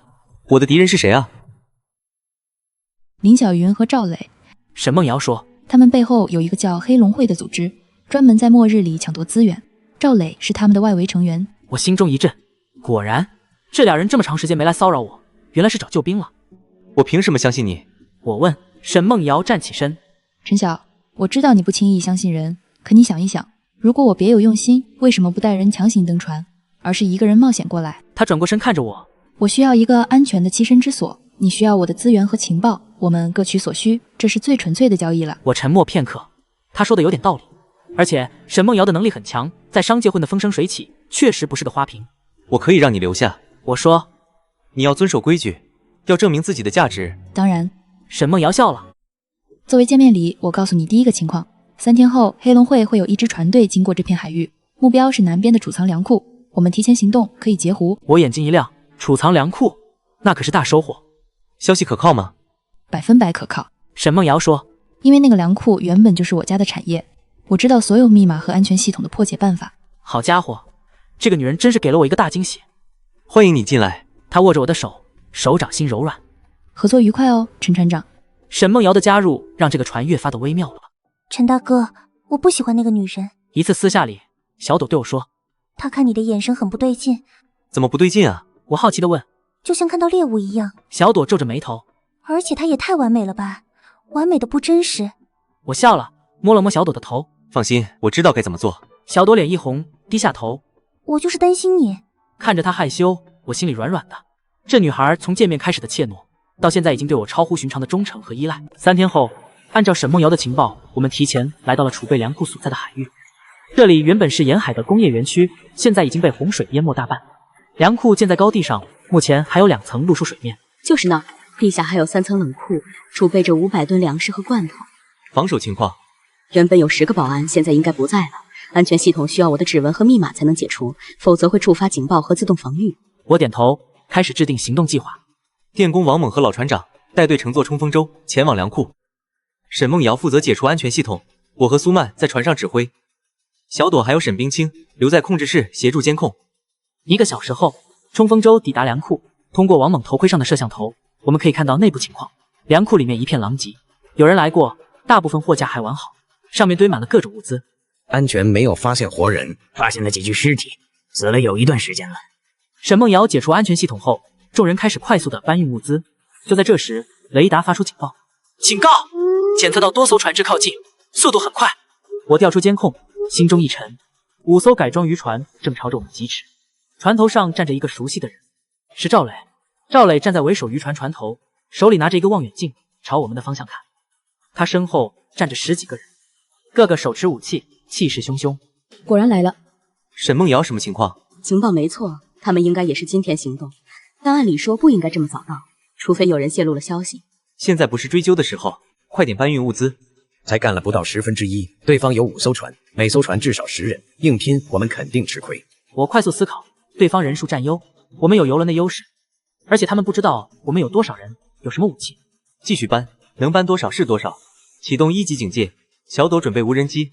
游轮的防御系统全面激活，船体表面的蓝光更加明亮。我站在甲板上，看到赵磊的船队越来越近。前方船只注意，这里是海洋霸主号，请立即离开，否则我们将采取武力措施。陈晓，你又来了，怎么还想来这儿发横财啊？跟你有什么关系？当然有关系了，我还以为你早就死了。你把船和物资都交出来，今天可以饶你。就凭你？就凭我？看到我身后这些人了吗？全是黑龙会的精锐，识相的就投降，否则……系统启动左侧防御炮台，警告射击。游轮左侧甲板打开，一门隐藏的自动炮台升起，下一秒火舌喷出，炮弹落在赵磊团队前方50米处，炸起巨大的水柱。5艘渔船摇摇晃晃。他真的有炮！赵磊也吓了一跳，但很快他镇定下来。别怕，那种炮装填的很慢，给我冲上去。来找死啊你！王猛，你们撤回船上。沈梦瑶，关闭粮库，启动自毁程序。自毁？不能留给他们，引爆吧。明白。1分钟后，粮库方向传来沉闷的爆炸声，火光冲天而起。赵磊的船队也顿时乱了阵脚。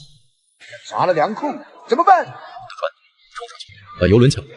有了游轮还怕没物资吗？5艘渔船呈扇形包围，启动高压水炮，全功率射击。游轮两侧同时伸出4门高压水炮，粗壮的水柱如同巨人的手臂，横扫。2艘渔船被直接射中，船体破裂，开始下沉。另外3艘急忙闪避，但还是有1艘被擦到船身，严重倾斜。无人机出动，数十架小型无人机从游轮上起飞，如同蜂群般扑向渔船。这些无人机装备了小型炸药，威力不大，但足以制造混乱。啊！我的眼睛，这是什么东西？渔船上的人被无人机骚扰得手忙脚乱，根本顾不上进攻。撤退，快撤退！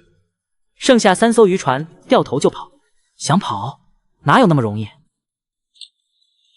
我眯着眼睛，启动追击模式，锁定目标。游轮缓缓转向，速度不快，但庞大的身躯带来了压迫感十足。射击，打他们的船尾。自动炮台再次开火，炮弹精准地落在渔船后方，逼迫他们不断转向逃窜。最后只有2艘渔船勉强逃脱。赵磊所在的船被击沉，他本人好像被同伙就走了。海面上漂浮着破碎的船体和落水者。结束战斗的当晚，我一个人独自来到了甲板。雨基本已经停了，但是城市也已经彻底消失在水下。我的游轮好像成了孤岛。睡不着吗？回头，我看到小朵走过来，她穿了一件白色的睡裙，赤着脚走到我身边。你怎么不穿鞋啊？忘了，陈大哥，你在想什么？我在想未来，这场雨不知道什么时候才会彻底停下来，我们也不知道在海上要生活多久。只要和你在一起多久，我都愿意。我愣了一下，看见月光下她的脸颊微红。小朵，你这么信任我？陈大哥，我当然相信你了。陈大哥，我喜欢你，不是感激你，是真的喜欢你。我愣住了，我没想到他会这么直接。小朵，我知道你现在有很多事儿，你没有时间和我谈情说爱。不过没关系，我可以等，无论发生什么，我都在你这边。说完，他踮起脚，在我嘴上轻轻一吻，转身跑开了。我站在原地，摸了摸嘴唇，心中很复杂。我有些心神荡漾。回到生活区，经过苏曼房间，看到门虚掩着，里面传来苏曼的啜泣声。我脚步一顿，犹豫了一下，推开门，看到苏曼坐在床上，穿着丝质的吊带睡裙，她鼻尖和眼睛都是红的，脸上还有未干的泪痕。怎么了？陈翔，你做噩梦了？我就是觉得好不真实。我的店，我的家，我经营的一切都没了，认识的人可能也只剩下我一个人了。如果不是你……我心中一软，正准备替他擦眼泪，他却猛地扑到我怀里，胸口的那2团死死压住我的胸口。他的额头抵在我胸口，睡裙轻薄的面料下，我感觉到温热的身体很柔软。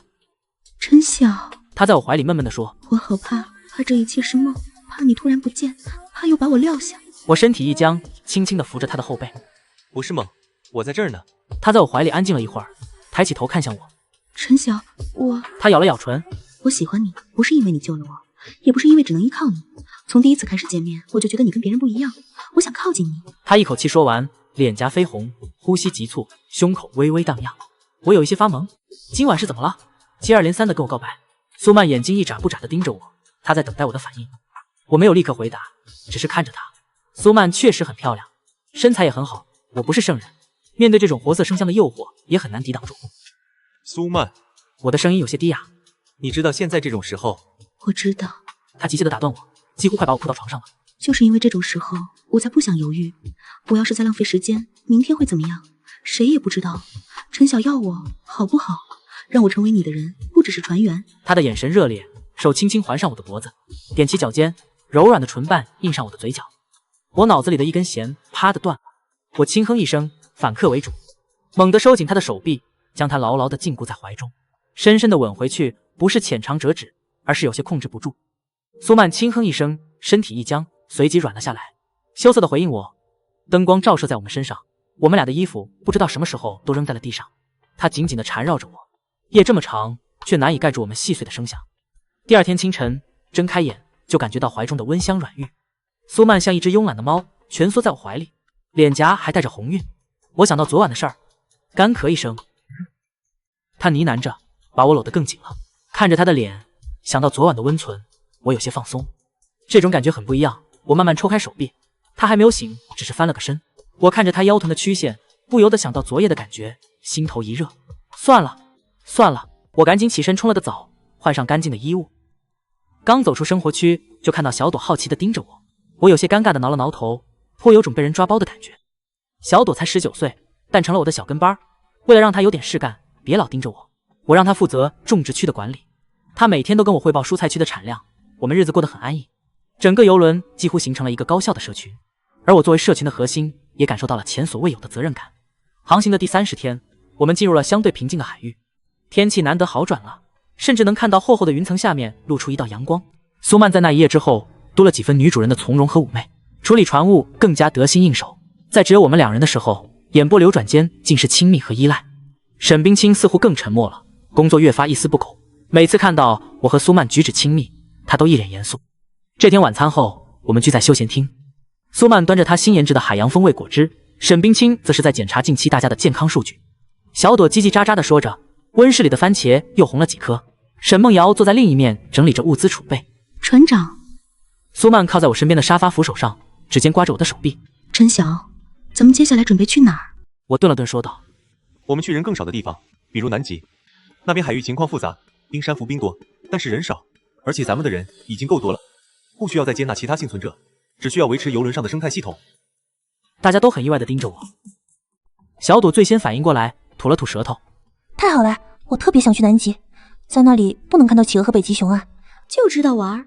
苏曼点了点小朵的头。小朵，你去南极不怕冷啊？小朵眨眼睛。苏姐别担心，陈大哥肯定会给我准备保暖内衣来。沈冰清抬头看了我一眼，又迅速低下。如果要去南极，咱们就要检查一下抗寒药物和营养补充剂。还是沈医生想的周到。我笑着说，这么贤惠能干，以后都不知道你会便宜给哪个小子。沈冰清的脸唰的一下红了，嗔怪地瞪了我一眼，没有反驳。苏曼则在旁边轻笑，手指在我肩膀上画着圈。就在这时，刺耳的警报毫无征兆地再一次撕裂了平静。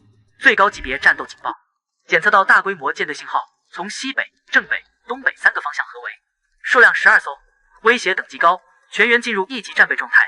我起身，休闲厅内的轻松瞬间冻结。大家都准备起来，他们说不定就是黑龙会的人，弄这么大阵仗，上次给他们教训不够，这次一次解决干净，免得以后麻烦。来到作战室，我看着穿着干练作战服的苏曼，上前替她理了理衣领。挺漂亮啊。她脸一下子红了。陈晓，大家都在呢。沈梦瑶在旁边捂嘴笑，小朵则是哒哒哒地跑过来。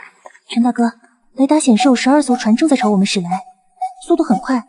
我看一下屏幕，12个光点呈扇形包围，阵型明显是训练有素的编队，看样子是黑龙会的标志。沈梦瑶看了一眼，但他们上次损失挺惨重的，这么快就又组织起了大规模的战队吗？这艘沈梦瑶指着最大的一艘船，黑恶号，远洋渔船，船主外号叫恶爷，是沿海一带出了名的走私头子。赵磊居然能说动他出山，恐怕不是赵磊说动的吧？我冷笑一声，是物资说动的，他肯定把我们的情报卖给他了，画个大饼呗。王猛走进控制室，手里拿着望远镜。船长，对方船队进入可视范围，目测每艘船都有武装，黑恶号甲板上有疑似重机枪的装备。胆子不小呀！我吹了声口哨，通知全船1级战备，让大家别紧张，就当是次海上实战演习吧。小朵用力点头，是，我这就去广播。等他跑出去，沈梦瑶才低声说：“陈晓，这次对方有备而来，我们是不是要避其锋芒啊？”朵，我挑眉。梦瑶，你觉得我的海洋霸主还会怕那几艘改装渔船吗？不是怕，我是觉得没有必要硬拼。没必要，错了。我打断他，黑龙会像蟑螂一样，踩不死就会一直冒出来，这次一定要彻底解决他们。苏曼点头同意，我支持陈晓，不过战术上要谨慎些，他们船多，我们慢慢分割他们。我按一下通讯键，全体注意，我是船长陈晓，准备。王猛，老船长带着大家就位。小朵，你和李工维持动力系统和防御系统，满功率运行。知道，明白。各岗位传来回应，看来这帮幸存者们也不是毫无用处，在我的船上是各司其职。我坐进船长室，手指在控制台上轻点。苏曼、梦瑶，你们留下协助指挥。小朵，你也回来吧，我需要你监控通讯。10分钟后，黑龙会船队进入了射程，通讯频道被强行接入，一个粗哑嚣张的声音传了出来：“海洋霸主号，听得见吗？老子是恶爷，给你们3分钟时间关闭所有防御系统，乖乖投降，否则老子把你们这艘漂亮的大船打成筛子。”我慢悠悠地喝了口水，按下通话键。恶爷是吧？久仰大名。不过你这条黑恶号，我记得3年前因为走私军火被海关扣过，怎么现在改行当海盗了？对面明显愣了一下，估计没想到我会这么了解他。少废话，3分钟，现在开始倒计时。别急啊！我笑了。恶爷，赵磊是不是告诉你，我们船上有吃不完的粮食，用不完的燃油，还有一船的美女？通讯那头传来几声猥琐的笑。他说的没错。我继续说，但有一点他没告诉你，这些东西是我们用命守下来的。你觉得我们会轻易交出去吗？那就打，打就打。我语气转冷。不过恶爷，提醒你一句，上次你们黑龙会来的时候也是这么说的。现在他们的坟头草不对，海面上连坟头都没有。说完，我直接切断通讯。全员准备，启动分割包围战术，全速前进，左舵15度。庞大的游轮开始转向，速度逐渐提升。黑龙会的船队显然没料到我们会主动出击，他们的阵型混乱了。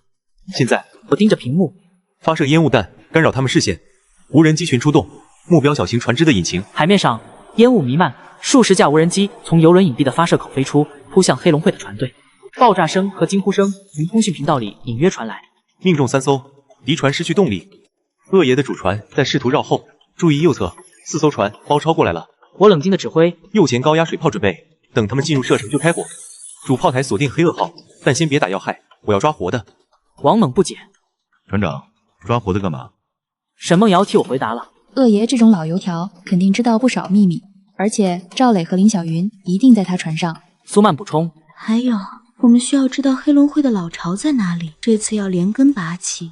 战斗持续了40分钟，在海洋霸主号压倒性的科技优势和火力面前，黑龙会的船队节节败退。12艘船中6艘被击沉或重创，3艘逃跑，剩下的包括黑恶号在内都被我们控制。王猛带队登上了黑恶号。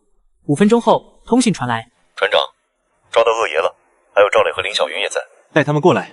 我说，另外找几个俘虏问出黑龙会老巢的位置。已经问出来了。王猛声音带着嫌恶，这帮软骨头一下就全招了，在北边50海里一个叫沙池岛的地方。很好，清理战场，1小时后向沙池岛进发。1小时后，黑恶号被我们的战斗小组控制，作为先导船带路。我和沈梦瑶、苏曼、小朵站在剑桥上，看着前方渐渐出现的岛屿轮廓。沙池岛不大，形状像鲨鱼的牙齿，故而得名。岛上建筑杂乱，大多是简易棚屋，中央有一栋相对坚固的3层楼房，应该就是黑龙会的总部。真是会选地方。沈梦瑶举着望远镜，这里易守难攻，周围暗礁多，大船进不来。可惜他们惹错了人。我淡淡说，游轮在离岛1海里的地方停下，放下几艘冲锋艇，我亲自带队登陆。王猛和12名战斗队员随行，沈梦瑶和苏曼也坚持要跟来。一个说要搜集物资情报，一个说要进行外交接触。小朵留在船上负责接应。冲锋艇靠岸时，岛上已经乱成一团。显然，逃回来的人已经把我们到来的消息传开了。放下武器，投降不上。王猛用扩音器喊道。一些外围成员扔下武器，举手投降。但总部门口还聚集着20多个死硬分子，拿着各种武器负隅顽抗。恶爷在他们手上。有人喊：“放了我们老大！”我让王猛把恶爷、赵磊、林小云3人带到前面。恶爷是个50多岁的壮汉，此刻被捆得结结实实，满脸不服。赵磊则低着头，不敢看我。林小云她变化很大，穿着暴露的裙子，妆容艳丽，但眼里的憔悴藏不住。看到我时，她眼睛亮了一下，随即又暗淡下去。恶爷，我开口，让你的人放下武器，我数到3。你敢动我的人？1，老子在道上混的时候，你还在吃奶。2，恶爷咬牙看向他那些手下。3，我抬手就是一枪打在恶爷脚边半米处。恶爷吓得腿一软，差点跪下。放，都放下！他终于吼出来。哐当哐当，武器扔了一地。我们顺利控制了总部。总部内部比外面看起来更不堪，1楼堆满了抢来的各种物资，杂乱无章。2楼是宿舍，散发着难闻的气味。3楼则是恶爷和几个头目的豪华房间。我在恶爷的房间里发现了一些有趣的东西，几本账本记录着黑龙会的物资来源和分配，还有一张手绘的海图，标注着附近几个幸存者据点的位置。收获不小。苏曼翻看着账本，这些人抢了不少地方。沈梦瑶则在检查保险箱，已经被撬开了，里面有些金银首饰，还有几把手枪和子弹。俗气，他评价道。我把恶爷、赵磊、林小云带到1楼大厅，其他黑龙会成员被集中在外面，由王猛的人看管。恶爷，我坐在搬来的椅子上，翘着腿。说说吧，赵磊是怎么说服你来找我麻烦的？恶爷瞪了赵磊一眼。他说，你船上物资堆成山，还有几十个漂亮女人，老子一时糊涂。一时糊涂？我笑了。恶爷，你可是老江湖了，就凭赵磊几句话，你能出动全部家当？恶爷沉默。让我猜猜，我身体前倾。你是看中了我的船，对吧？有了那艘船，你就能称霸这片海域，做真正的海上皇帝。被说中心事，恶爷脸色难看。我转向赵磊。至于你，上次让你跑了，这次学聪明了，知道找靠山，可惜找的靠山不太靠谱。赵磊抬起头，眼中满是恨意。陈晓，你少得意，要不是你有那艘破船。破船？沈梦瑶走过来，一脚踹在他肚子上。那艘破船刚刚把你和你找的靠山打成这样，怎么不服？赵磊痛得蜷缩起来。苏曼拉了沈梦瑶一下，示意他冷静。我看着眼前这3个人，忽然觉得有点无趣。行了，我没时间跟你们耗。恶爷，我给你2个选择：第一，解散黑龙会，交出所有物资，我带你们上船，给你们一条活路；第二，我杀了你们，自己拿物资。我选一。聪明。那现在把你的人都叫进来，我要宣布一件事。5分钟后，所有黑龙会成员，大约80多人聚集在总部前的空地上。我站在台阶上，看着这些面黄肌瘦、眼神麻木的人，他们中有些是真正的恶人，但更多的可能只是末日中为了活下去而被迫作恶的普通人。听着，黑龙会今天起解散。下面一阵骚动。恶爷已经同意了。我继续说，现在愿意改过自新、遵守规矩的人可以继续留在这，我会安排几个人看守你们，给你们工作，给你们食物，给你们安全的住处。不愿意的可以走，但所有物资必须交出来。人群议论纷纷，大多数人露出了如释重负的表情。他们早就受够了这种刀口舔血的日子，但也有少数几个恶爷的死忠眼神不善。我不服！一个8脸汉子站出来。你算什么东西？凭什么？砰！枪声响起，8脸汉子应声倒地。不是我开的枪，是王猛。还有谁不服？王猛冷冷地问。再没人敢说话。很好，现在开始交接物资。王猛，你负责监督；梦瑶、苏曼，你们清点物资，有用的搬上船。是。物资搬运工作进行时，我把林小云单独带到一边，赵磊想跟来，被王猛按住了。海边的礁石上，只有我和他2个人。陈晓，林小云刚开口，眼泪就掉下来了。我知道错了，我真的知道错了，你原谅我好不好？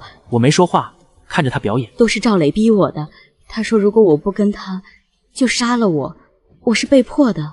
他哭得梨花带雨。陈晓，看在我们夫妻一场的份上，你带我走吧，我什么都愿意做，洗衣、做饭、暖床。他说着，开始解衣服扣子。停！我抬手制止，他僵住。林小云，你不觉得恶心吗？我问。对，我是说你。他脸色煞白。第一次，你跪着求我原谅；第二次，你在赵磊身边骂我；现在，你又跪在我面前。你的人生里，除了依附男人，还有别的吗？我曾经爱过你，我坦诚地说，但现在我只觉得你可悲。你知道吗？我船上现在有4个女人，每一个都比你强100倍。沈梦瑶聪明能干，苏曼果断坚韧，小朵单纯善良，沈冰清冰雪聪明。她们任何一个都比你有价值。林小云嘴唇颤抖，却说不出话。我不会杀你，我继续说，但也不会带你走。你自生自灭吧。不，你不能这样！他尖叫。陈晓，你不是人，你见死不救！我懒得再理他，转身要走，他却扑上来，从背后抱住我。求求你，哪怕让我当个丫鬟，当个女奴，我不想死。我掰开他的手，头也不回的离开。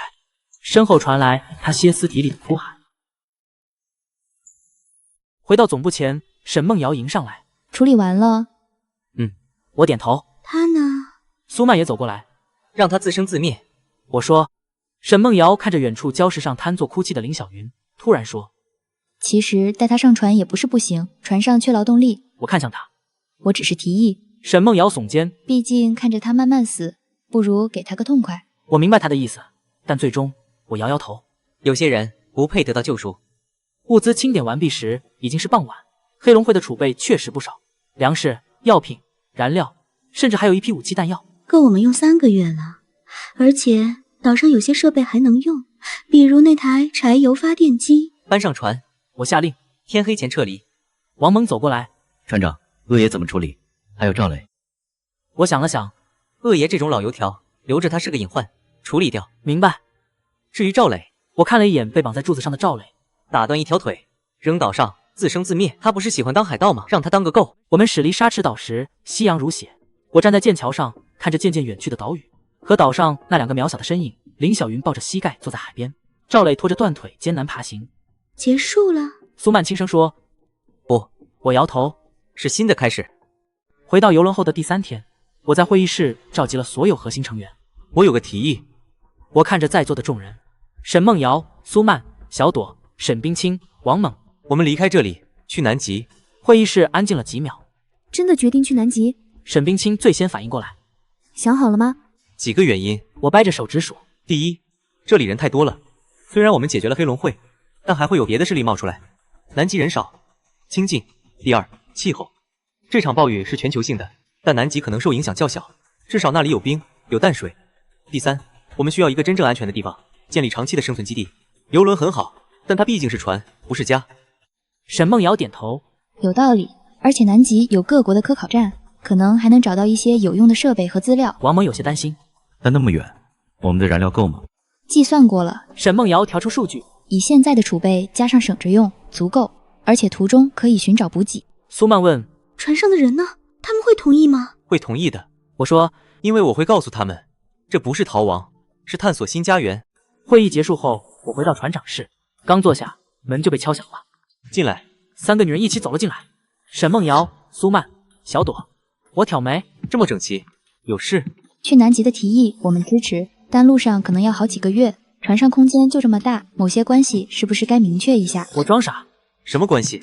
苏曼脸一红。陈晓，你别装。小朵小声说：“陈大哥，我们都知道彼此的心意，这段时间我们也想通了。末日之下，没必要拘泥于过去的规矩，只要你是真心的。”我看看这个，又看看那个，3个女人，3种美丽，3种性格。我是真心的，对你们每一个人，但这不公平。公平是我们说了算。沈梦瑶走过来，坐到我腿上。我们3个商量过了，以后135归我，246归苏曼，周日归小朵。我差点被口水呛到。什么鬼？苏曼也走过来，从背后搂住我的脖子。不满意？那轮换。小朵脸红得快滴血，但还是鼓起勇气说：“我没意见。”我看着这3个女人，突然笑了。笑什么？笑我运气好。我抱住她，又伸手把苏曼和小朵也拉过来。末日之下，还能有你们相伴。那一晚，船长室的灯亮到很晚。当然，具体发生了什么就不细说了。总之，第2天我走出房间时，神清气爽。而3个女人虽然走路姿势都有点怪，但脸上都带着满足的红晕。沈冰清在医疗室门口遇到我，上下打量一番，突然说：“注意身体。”他难得的笑了：“开玩笑的，不过船长悠着点儿。”3天后，海洋霸主号正式启程，向南极进发。全船广播里，我的声音传遍每个角落。各位船员，各位同伴，今天我们不是逃亡，而是启程。启程去寻找新的家园，启程去探索这个被改变的世界。前路漫漫，但我们有最好的船，最忠诚的伙伴，最坚定的信念。暴雨终将过去，太阳终将升起，而人类文明将在我们手中延续。现在，目标南极，出发！汽笛长鸣，庞大的游轮缓缓转向，驶向远方的海平线。剑桥上，我站在中央，左边是沈梦瑶，她靠着我的肩膀，眼中满是期待；右边是苏曼，她握着我的手，十指相扣；前面是小朵，她回头对我嫣然一笑。沈冰清从后面走来，递给我一杯热咖啡。船长，保持清醒，路还长。我接过咖啡，看着前方无垠的大海，暴雨还在下，但我们的船破浪前行。船上有我的爱人，我的伙伴，我的责任。海的那边是新的开始，人类的火种永不熄灭。我们的故事还在继续。